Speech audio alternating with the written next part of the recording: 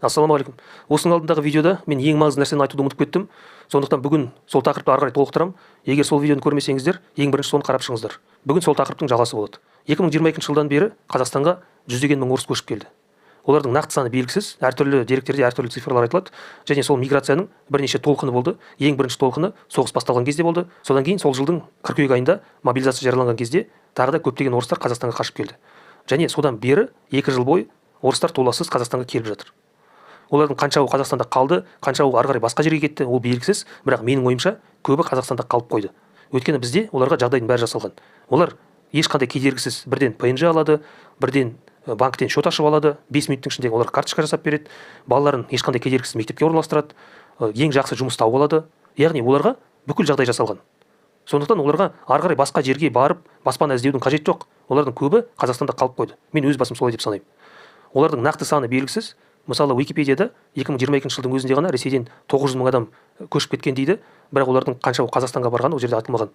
Ал енді Forbes журналының бір мақаласында мобилизация жарияланғаннан кейін 2 апта ішінде ғана Ресейден 700 мың адам қашқан дейді, солардың 200 мыңы Қазақстанға барған дейді. Ол 2 апта ішінде. Мен сол кезде бәрін өз көзіммен көргем. Мобилизация жарияланған кезде Қазақстанға Аэрофлоттың ұшақтар толассыз ұшып жүрді. Алматының өзінде ғана бір күн ішінде таңертеңнен кешке дейін әрбір 10 минут сайын Аэрофлоттың ұшақтары ұшып келіп жатты. Әр 10 минут сайын. Енді есептей беріңіздер, бір күнде қанша адам келген. Және сол уақыттан бері 2 жыл өтті, сол 2 жыл ішінде тағы да қаншама орыс келді. Және олардың көбі Қазақстанда қалып қойды. Олардың нақты санын ешкім айта алмайды, бірақ бірнеше 100 мың адам келгені анық. Және ең маңыздысы ол емес, ең маңыздысы олардың басым бөлігі соғысқа жарамды жастар. Өйткені олар мобилизациядан қашты. Яғни ол соғыса алатын денсаулығы бар жас жігіттер мен еркектер. Енді осының бәрін сіздер кездейсоқтық деп ойлайсыздар ма? Менің ойымша, оның бәрі алдын ала жоспарланған. Өйткені осындай істерде, осындай маңызды геосаяси шешімдердің артында мен кездейсоқтық бар деп ойламаймын. Оның бәрі алдын ала жоспарланған. Өйткені ертең Ресей бұл партизандарды бізге қарсы қолданады. Украинада олар не істесе, бізде Қазақстанда да тура соны істейді. Қырымның аннексиясы, референдум, Донбасстағы сепаратизм, бұл сценарийді олар енді Қазақстанда тура солай қайталайды. Сондықтан оларға Қазақстанның ішінде өз адамдары керек. Ертең сол жүздеген мың орыс жастары біздің еліміздің ішінен іріткі салып, арандату жасап, біздің арқамыздан пышақ сұғады. Ал осының бәрі алдын ала жоспарланған.